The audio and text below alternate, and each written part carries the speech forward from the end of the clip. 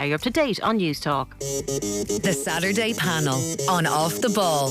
With Optimum Nutrition, the official performance nutrition partner of the IRFU.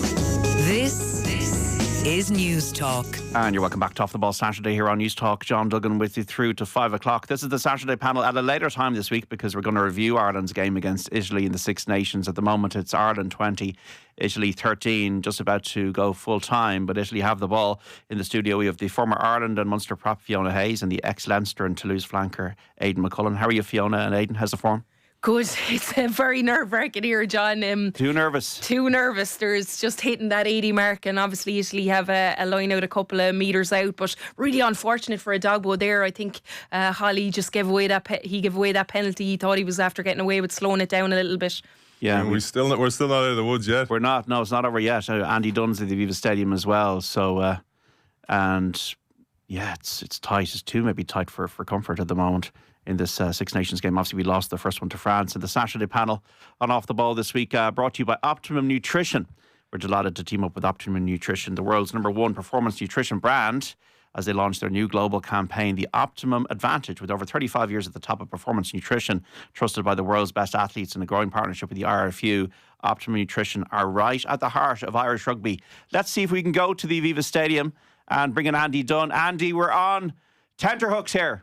Absolutely. So we're in injury time. Next play, next mistake, the game's over.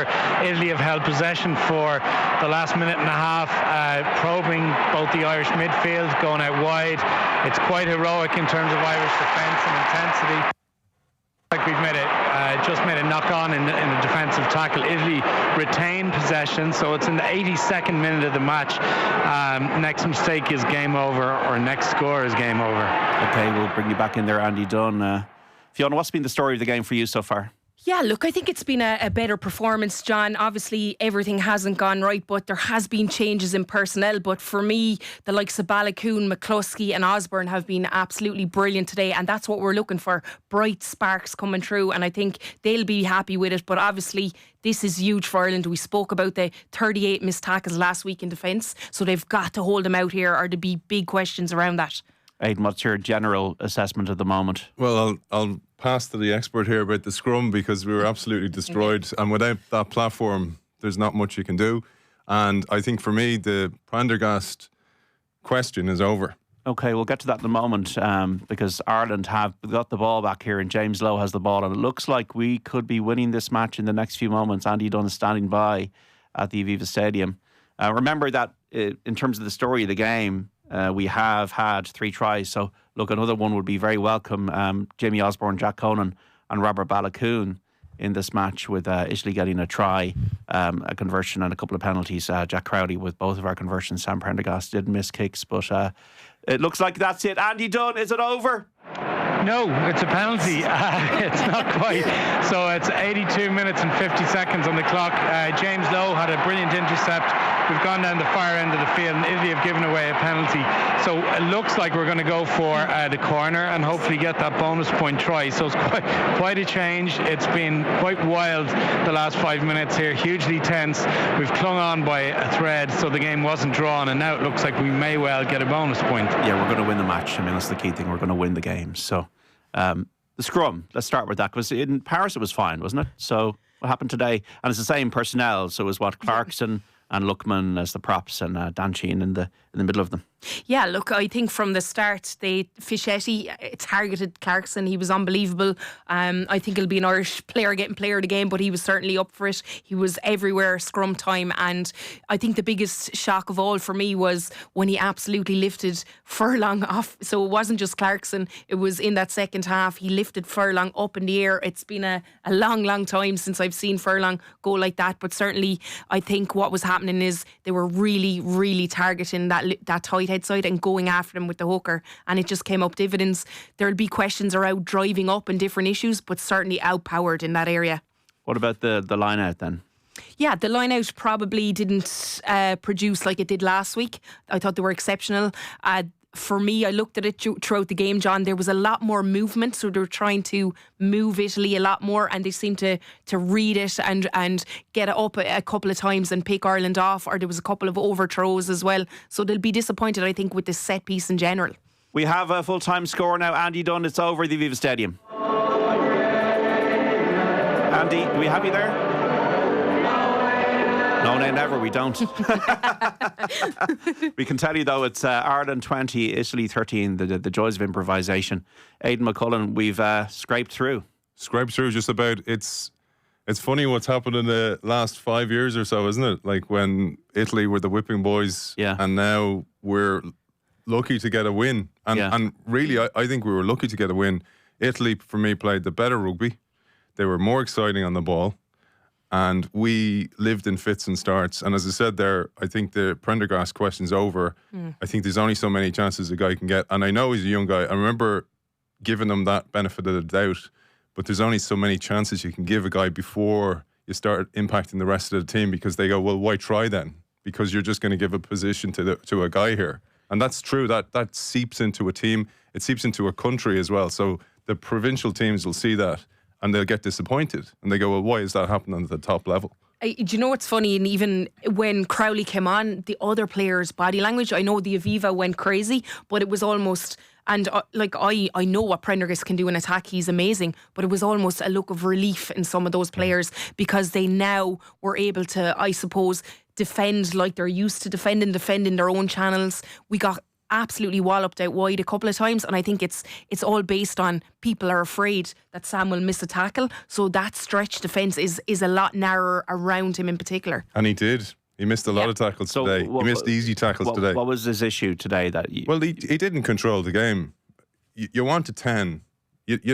So you have a spectrum of 10s. You have a Johnny Sexton who's an authoritarian, who bosses the team, who keeps the standards. Then you have a more of a playmaker 10. Finn Russell type, maybe. Yeah, Finn Russell. Yeah, and Finn Russell's kind of grown up a bit. I think Finn Russell used to be too loose. Now he's a balance of both. And he's grown as a player as a result. We thought we'd see that from Sam Prendergast. We haven't seen that. In fact, he's kind of gone backwards a bit. And for me, a good analogy here is it's like the boss's son gets a job and everybody gets angry about that. And everybody starts bitching and moaning about it behind the scenes. And that gets into a team culture. And for me, I don't know what's going on inside that team, but I'm sure it's in there. And to Fiona's point, you could see it in the body language. Well, obviously they would have seen, that he had talent, that he had attacking talent, and that he deserved his position on merit. But with the pressure of the Six Nations games in the last two games, that he just maybe, from your perspective, has not been up to it. Yeah, and you can ruin a player by continuing to put them into that cauldron time and time again when they're not mature yet. And I hope that doesn't happen, because we have seen that done in the past. I think in the past, I'm going back a decade or more here, we were guilty of not blooding players young enough. I go to someone, an example I always think of was Shane Jennings. So Shane Jennings was World Player of the Year under 19. The other player who was in that was Richie McCaw. Richie McCaw was brought straight into the New Zealand team. Took Jennings years to break into Leinster. He had to actually go to Leicester to come back, and he had to go through ridiculous stunts. Like, I remember Kidney putting him on the wing for Leinster. This kind of absolute mayhem. And he went to Leicester, blooded himself, came back, got into the team under Cheika, and went on to 3+ Heineken Cups and a good few caps as well. And you look at that trajectory and you're going to go, well, that was a system that was broken for us. But this is overcorrection. And you can only do it so many times because it's clear to see that it's not working. Andy Dunne is at the Aviva Stadium. Andy, so first of all, get your general thoughts on the match. Yeah, I tend to agree with a number of things both Aidan and Fiona have said. I think for large parts of the game, Italy looked more dangerous in possession, more attacking intent, more speed, but they took huge risks and they didn't retain possession themselves, and that's an issue for Italy.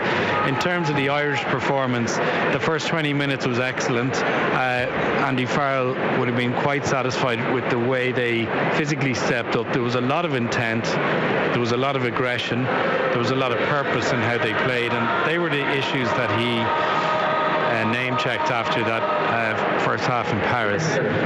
But it just went cold, it went quiet. It was like watching two different teams. The next 20 minutes of the first half, we we looked rudderless, we lacked direction, we lacked confidence, the stadium became quiet. I think the most marked change then that happened in the second half was the introduction of Jack Crowley, who did give the team a huge sense of purpose in terms of attacking intent.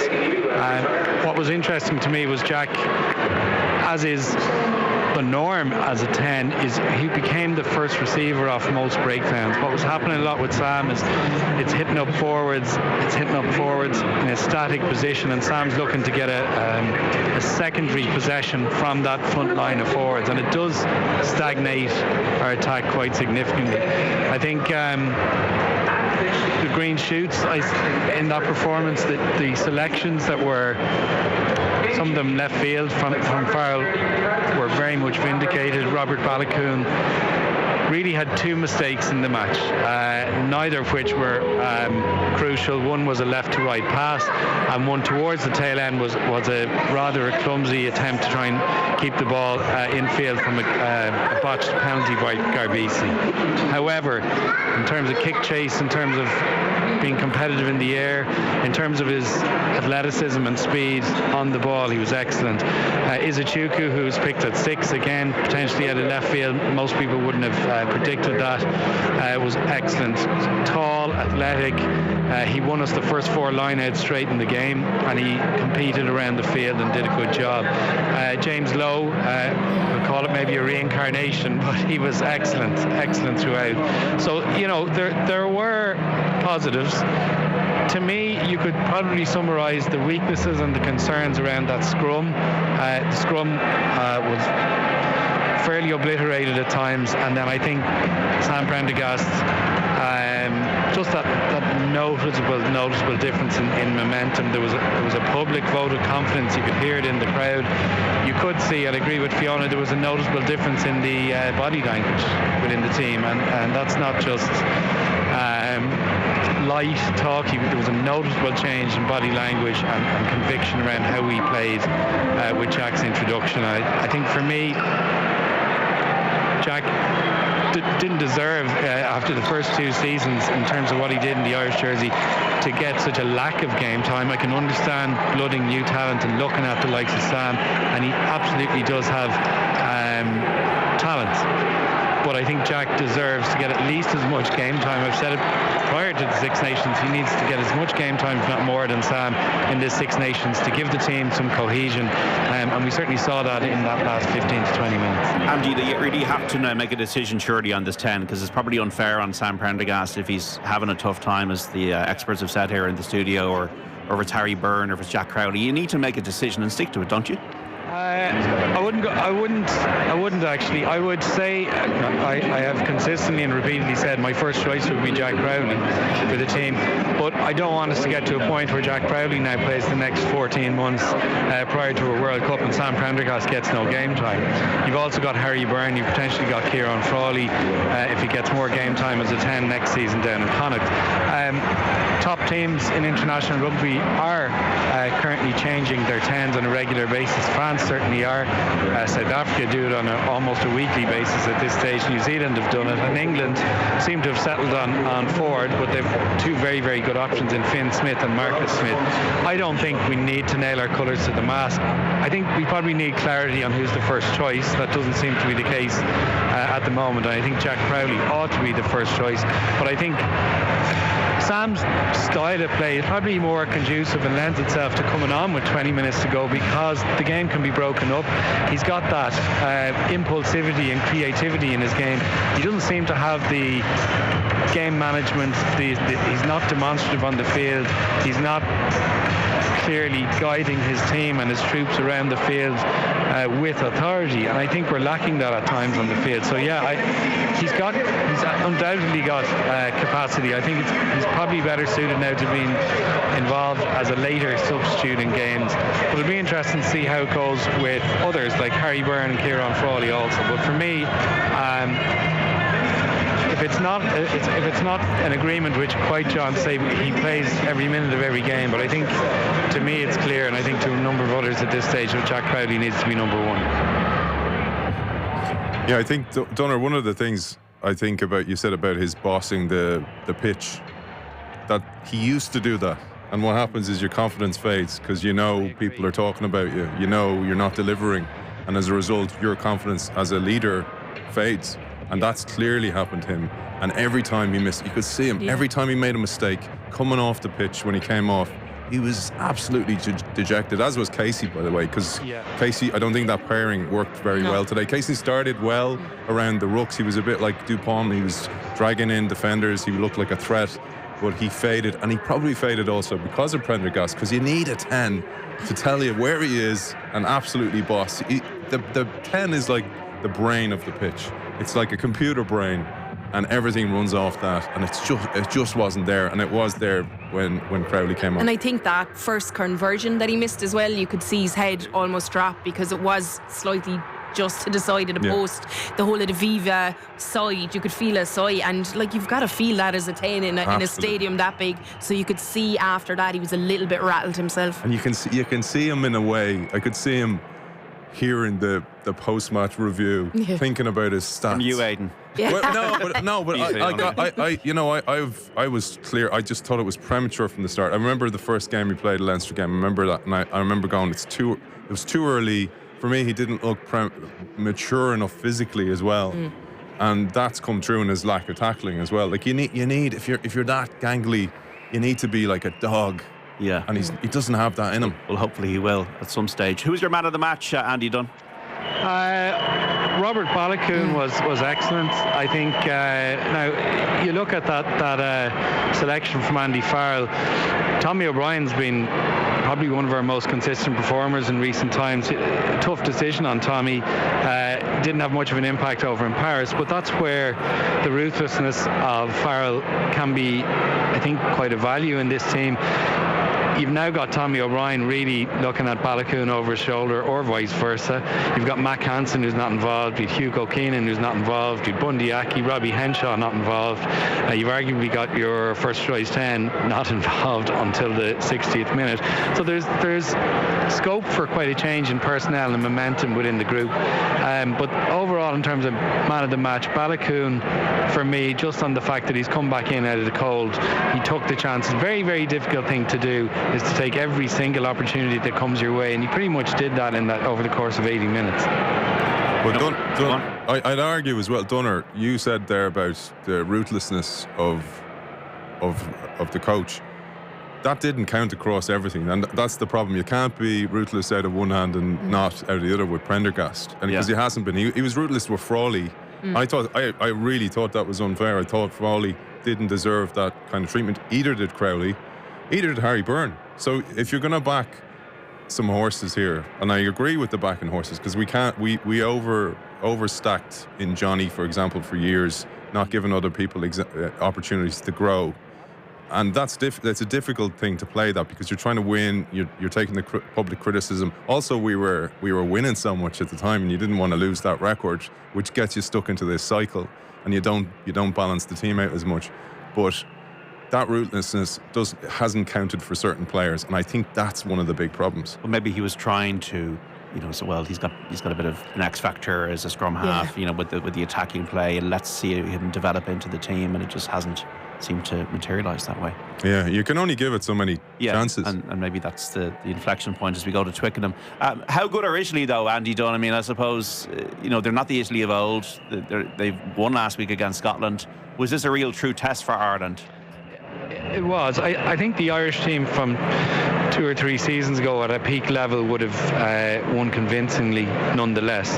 I think where Italy are admirable is the speed with which they get the ball away from the ruck. Alessandro Fusco, really reminiscent to me of Aaron Smith with the All Blacks, the technical details around his pass. He gets the ball away in a millisecond, and it's an absolutely brilliant wide pass, generally very accurate, and it adds huge momentum to the game alongside Garbisi, who is the incumbent, who is clearly their general on the field. And so they've a lot of clarity around what they're trying to do on the field. When they got it out wide, Menincello's had a great season in the URC. Louis Lina has, again, got a lot of attacking threat, but they're loose. They're really, really loose when it gets out into the wide channels. That means they're dangerous, but it also means from their own point of view, they're quite unreliable. So they lacked retention of possession when the ball went out wide so many times when they had us. I mean, they really had us at 6 and 7s, and, you know, either forward passes, knock-ons, loose, high-risk offloads that didn't work. You know, it would be a very difficult team to play in if you're the front five of Italy, who are doing such a job in the scrum. The ball comes out to your back line. They look really ruthless, but then just when you need them to retain possession, they're kind of throwing the all or nothing pass.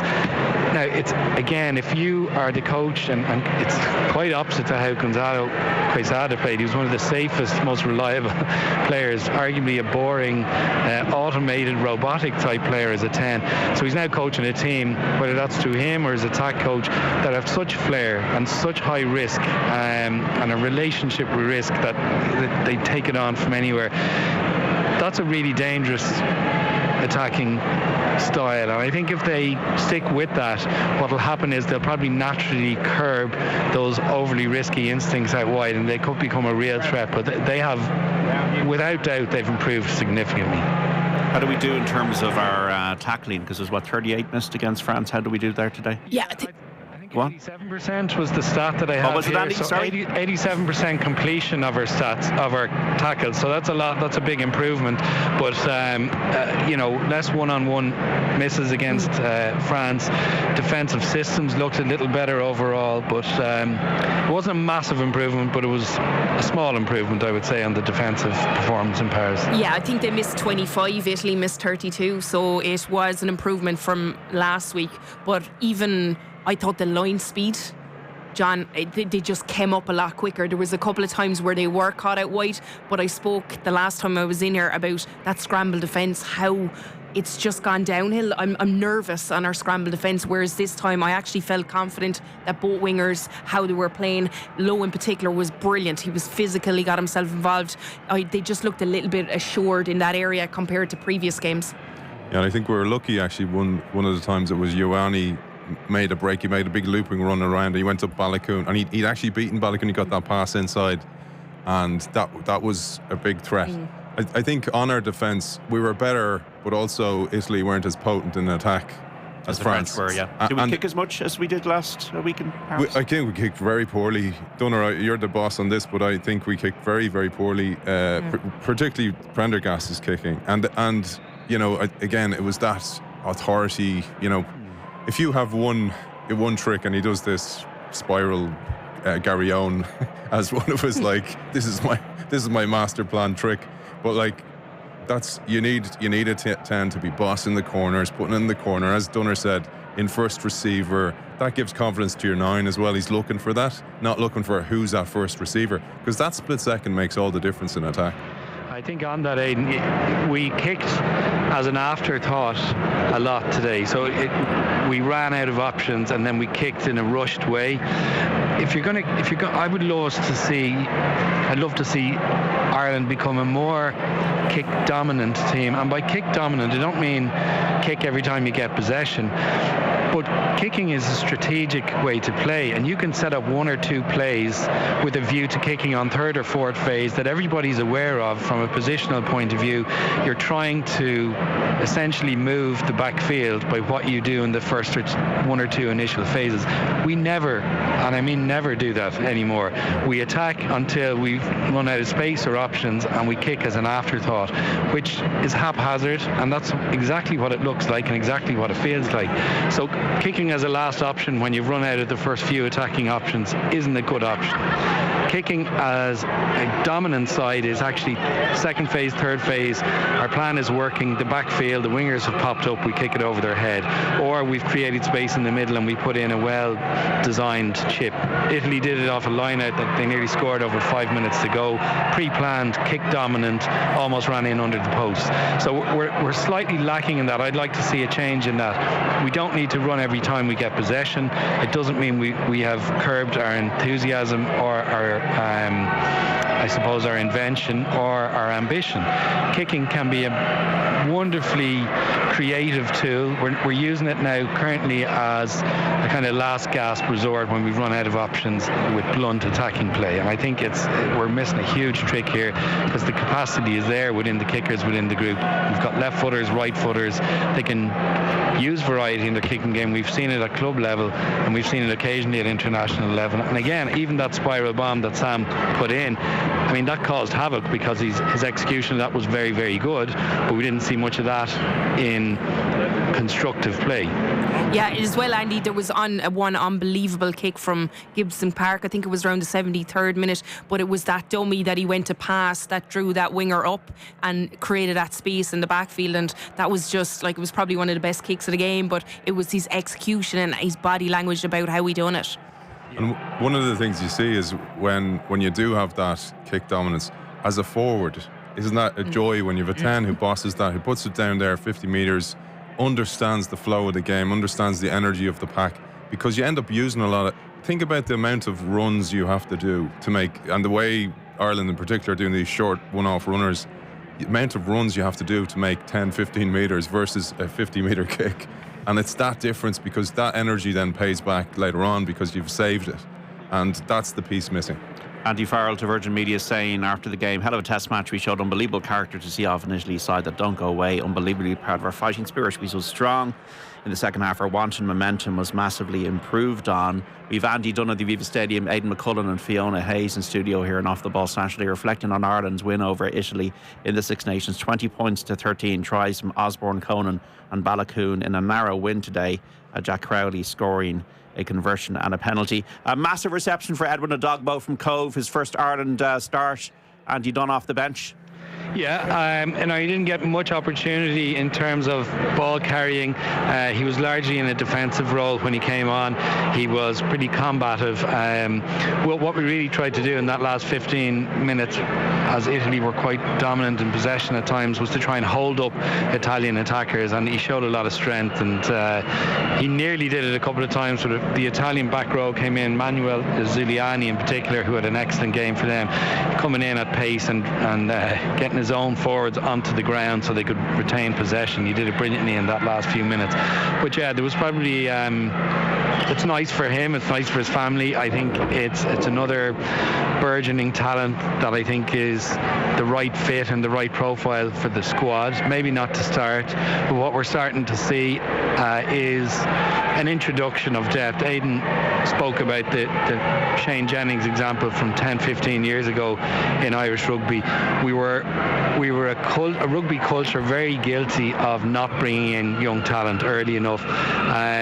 There's arguably, again, as Aidan said, an overcorrection there now, and we're throwing in people who are a little underprepared and maybe haven't had 20-30 games at club level, but lots of them are rising to the occasion. We saw it happen with Paddy McCarthy back in the November internationals, who's obviously had a very unlucky injury for himself.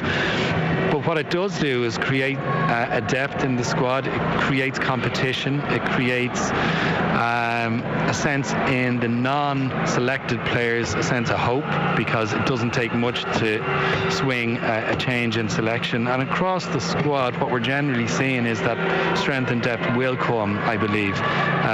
The only exception probably being the persistence to stick with Sam at 10 despite erratic form. But generally across the entire squad, there seems to be now a sense of urgency. Okay. He dropped 2 or 3 key players, you would say, for this week, and that's only going to create a good sense of urgency in those players and a sense of hope in those behind them. Last question to you, Andy Dunne at the Aviva Stadium.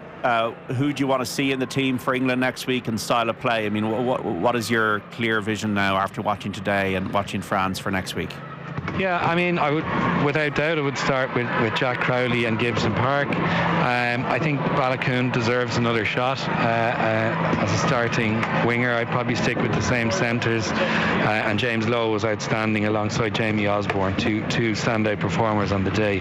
Up front, I think we need to absolutely have a look at who starts at prop. The English front five are borderline best in the world at the moment. Huge strength and depth there. I think we've got to look long and hard at our selection. Firstly, our options, but who are potentially the scrummagers. I think Furlong's probably got to start. There's maybe a question mark over Dan Sheehan starting, with Kelleher being arguably a better scrummager, and we've got to look at.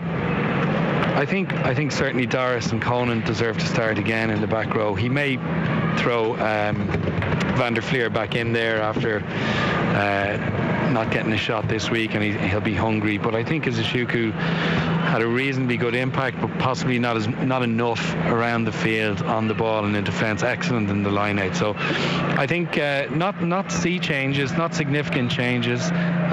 Injuries won't allow that as well. But I think probably the most obvious one I'd say is changing the halfbacks going into next week, and a real long look at who starts in the front row positions. Andy Dunne from Aviva Stadium, thanks so much.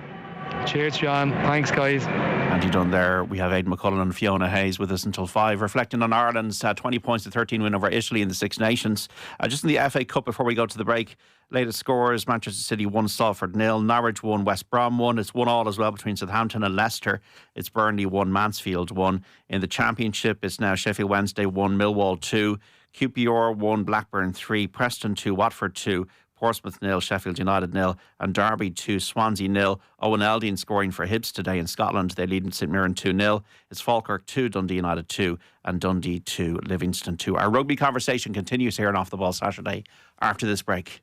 The Saturday panel on Off the Ball.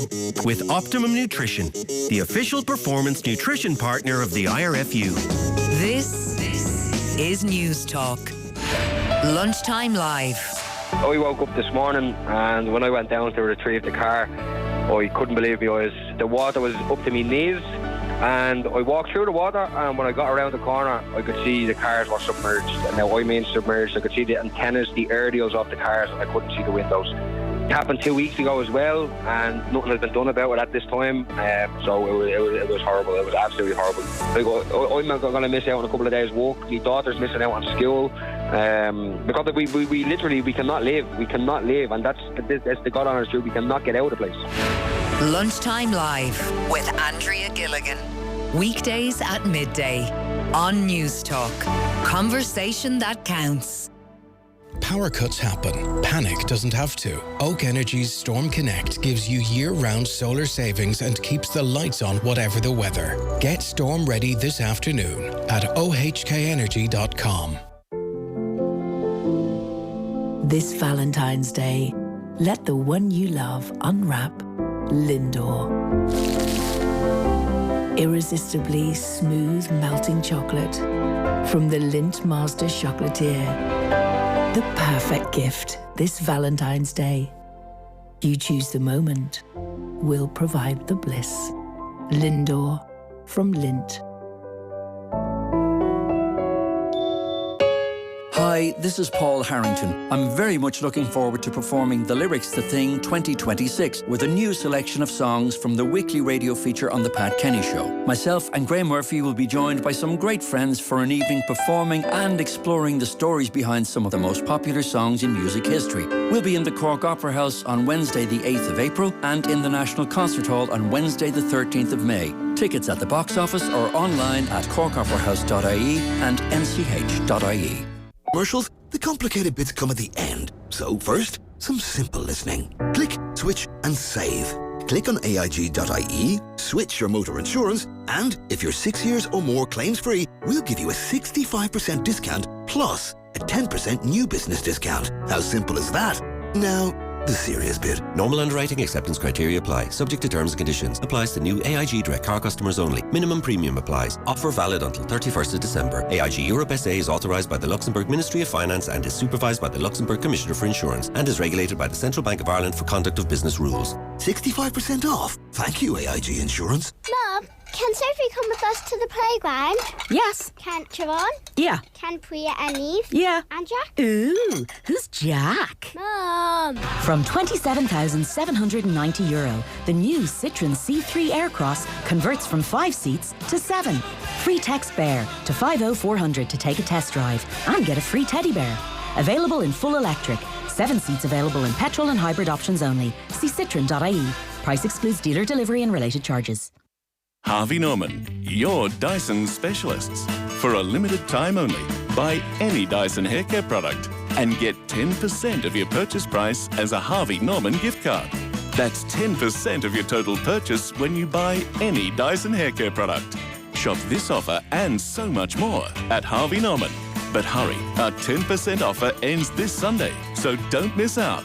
Harvey Norman, your Dyson specialists. Terms and conditions apply. See online for more. Celebrate Valentine's at Super Value. Choose an award-winning steak for two from our signature Tastes Hereford range, like Côte de Boeuf, fillet, strip loin and ribeye, plus any two sides like creamy potato gratin, all for just €15. And pair with wine from our Spanish wine event for the perfect dinner for two. Super Value. Still super, now better value. Please drink responsibly. Every business brings a different kind of energy.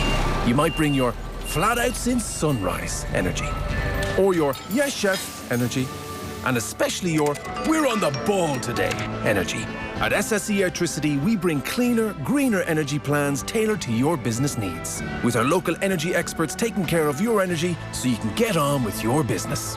Join the thousands of businesses already with us. Switch online today. SSE Electricity, a different kind of energy. Is your business part of the Guaranteed Irish Club? Guaranteed Irish want to reward their members who give back to their community. If you're a Guaranteed Irish licensee and currently involved with your local GAA club, we want to hear from you. Win €5,000 for your chosen club and an exclusive trip to Croke Park. Find out more at guaranteedirish.ie. Guaranteed Irish, supporting business that supports Ireland. Are you in the club? The Saturday panel on Off the Ball. With Optimum Nutrition, the official performance nutrition partner of the IRFU.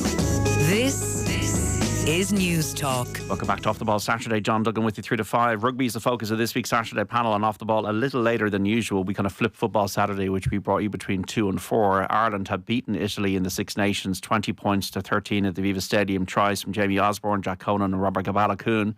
About 30 seconds to kick off in Murrayfield. It is Scotland versus England, and we have Aidan McCullen, ex-Leinster and Toulouse flanker, in studio with the former Ireland and Munster prop Fiona Hayes. What are we thinking about this one? I mean, England, surely, they won 12 in a row? Yeah, it just Scotland have the ability to surprise you, don't they? Watching them against Italy last week, they'll be hurting having lost that game. But I have to say, this is, you know, when you think about it, 2 years ago, everyone was talking about the decline of English rugby and how they're not playing great and the players aren't there. And like even Ford was almost written off. And it's just such a story. They've come out. They look really happy. They look really cohesive. And I think the biggest thing with England is obviously set piece is huge for them, but the modern kicking game is really suiting them, and their style of wingers and their 9 and 10 are superb at it. Yeah, and I think Scotland are in the Italy position in a way where they'll have a win, they'll have a loss. But the thing you said there, Fiona, is really important. Your first loss or win dictates what the second one's going to be like hugely. So if we got an Italy that lost last week, I think we would have they could have beaten us today, because that little extra bite or hunger in there has a dramatic effect. So Scotland have that in the bag from last week because they lost against Italy. So they'll actually come out with a little bit extra energy, a little bit extra percentage that they wouldn't have had, and that's going to change the balance of the game. But on balance, I think England are the better team. They have more. They've grown into themselves over the last couple of years. They know their identity. They know their positions. Stuff like Ford, like we talk about Prendergast's lack of tackling.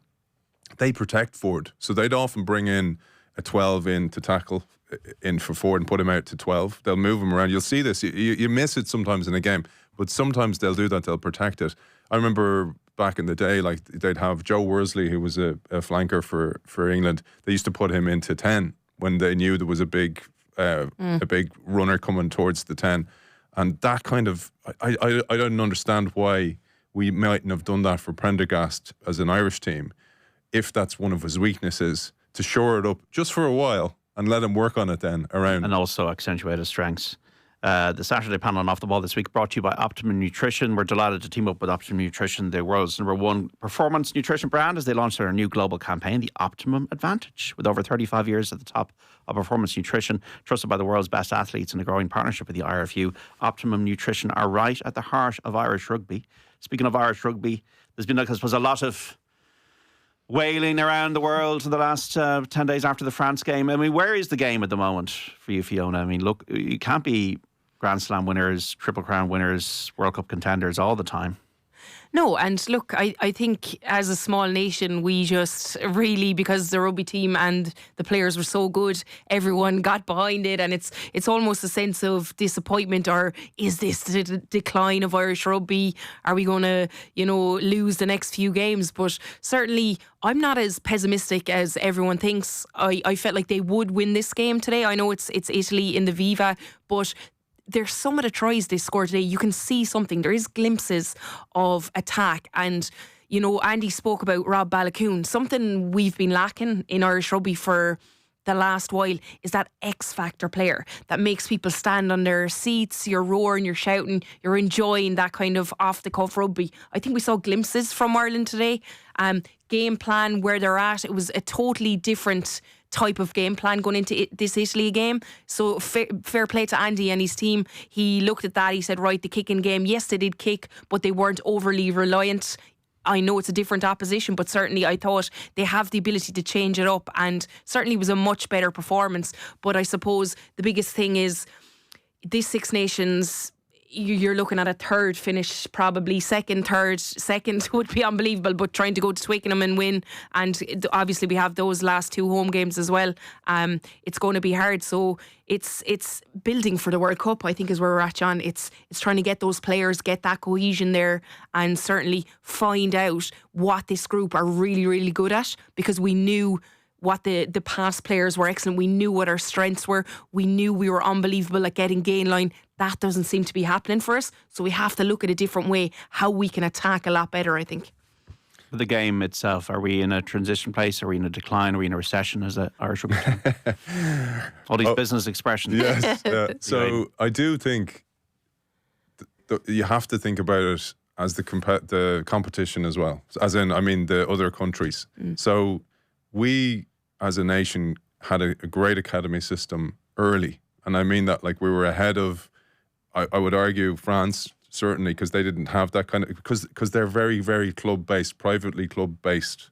And the club, I remember playing for Toulouse, I remember Guy Novez was the coach. He used to say to the international players when they came back from international duty, welcome back from des vacances, which is holiday. Welcome back from your holidays. And he meant it.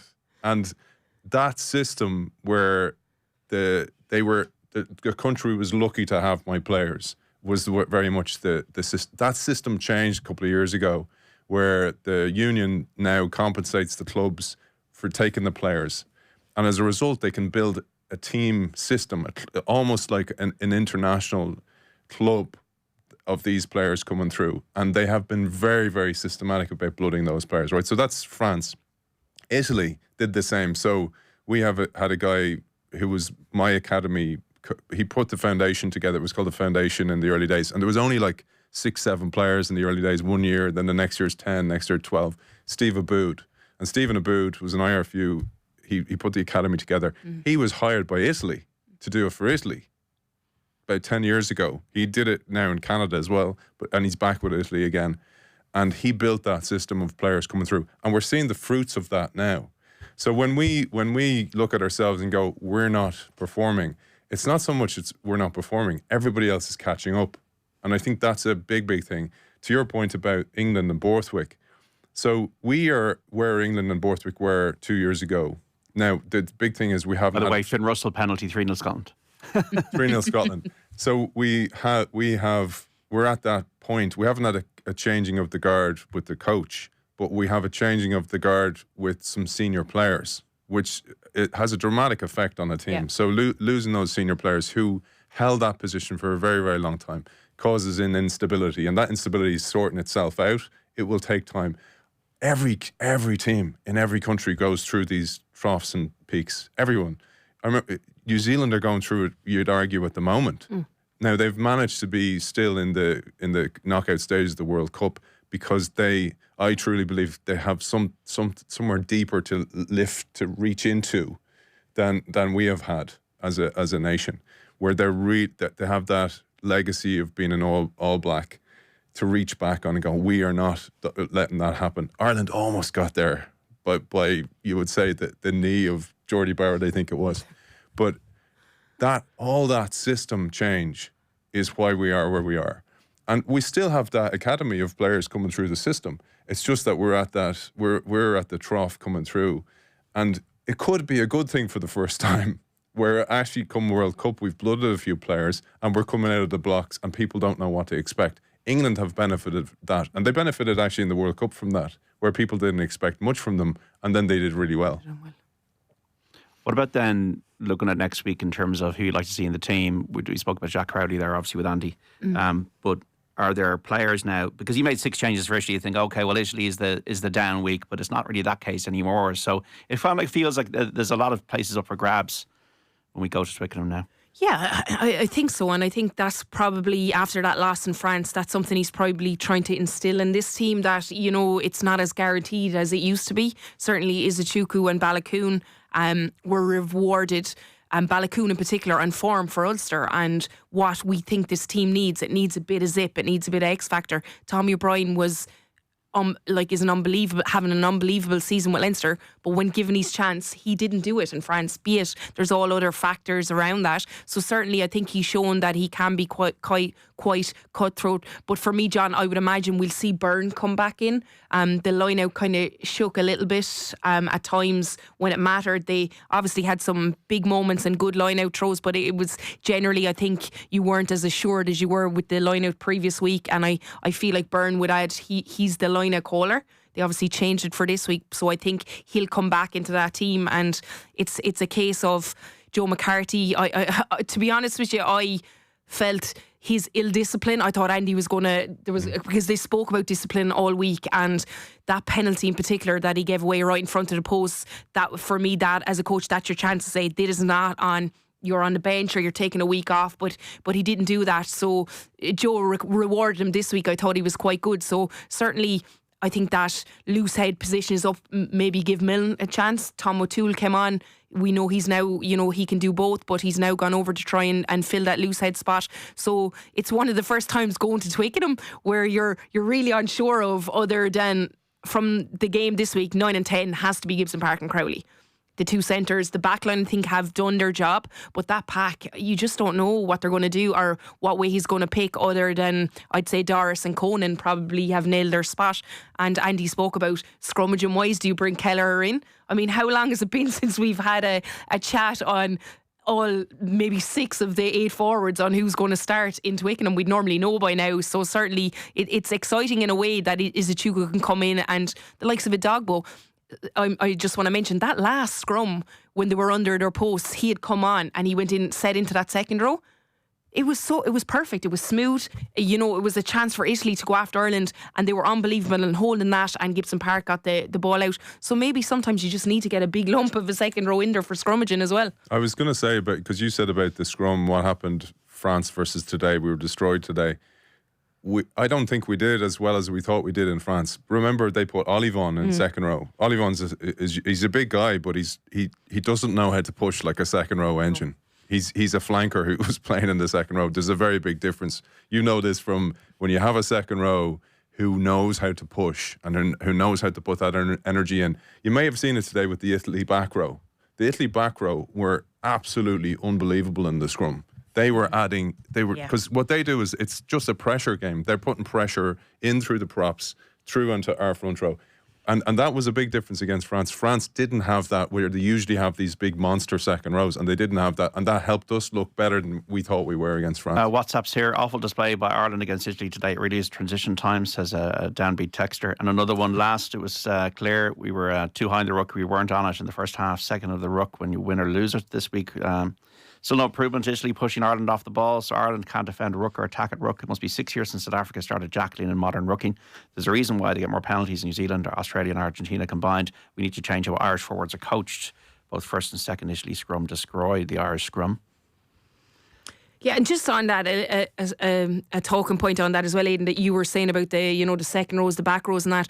You're also looking at the first two scrums over in France. They were told to use the ball. If France were allowed, Ireland were told, and France were told to use it. If France were able to get that secondary shunt and the referee allowed that, which Holly did at times today, which is fine, but it's all based on how referees do it and what they want. He just wanted that ball out. I think it had collapsed twice, and he also told Ireland to use it. So they might have gotten away with a couple of things that could have resulted in penalties, and it could have been a totally different chat around the scrum off the back of that. Yeah, and the psychological... Scotland try 8-0 against England. Hugh Jones. You got to count on Scotland always beat England when they're struggling.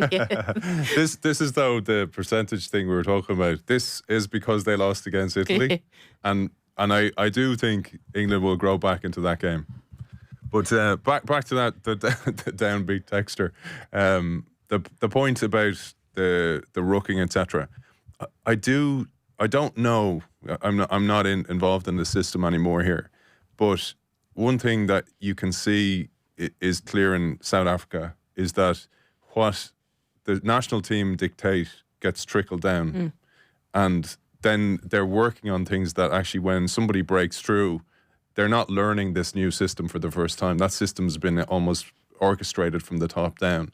That has a dramatic effect when you have people coming through the system. It doesn't happen in places like France, by the way, because the clubs are so different and they're so competitive with each other. So we have a unique system in Ireland where that can happen, where if you're taught how to do certain skills in a certain way, that becomes a national way of doing it because the clubs are owned by the IRFU.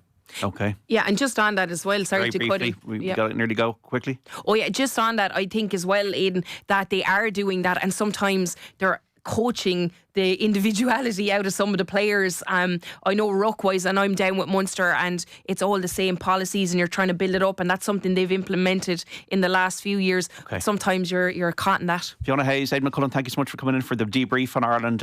Initially 20 points to 13 Ireland win. It's Scotland 10, England 0. That Hugh Jones try converted. Thank you, folks. Enjoy your evening. Don't forget, Off the Ball back tomorrow 1 to 7 here on News Talk. We got reports on the National Football League games between Donegal and Mayo and Roscommon and Armagh, and all the latest interviews from the World of Gaelic Games. Also the reaction to the Ireland rugby camp to that game against Italy this afternoon. There's a football hour with Keith Tracy and David Sneyd. Also journalists Rory Keane and Cleena Foley are going to join Adrian Barry for the pay-per-view. Be sure to tune in tomorrow. Just bring you up to speed on the FA Cup scores as we go off air. Manchester City beating Salford 2-0. It ended Burnley 1, Mansfield 2, and Norwich 3, West Brom 1. It is Southampton 1, Leicester 1 as they enter the closing stages there at St Mary's. Speak tomorrow, folks, at 1 o'clock on Off the Ball. Thanks for listening across the country here on News Talk today. Enjoy your evening.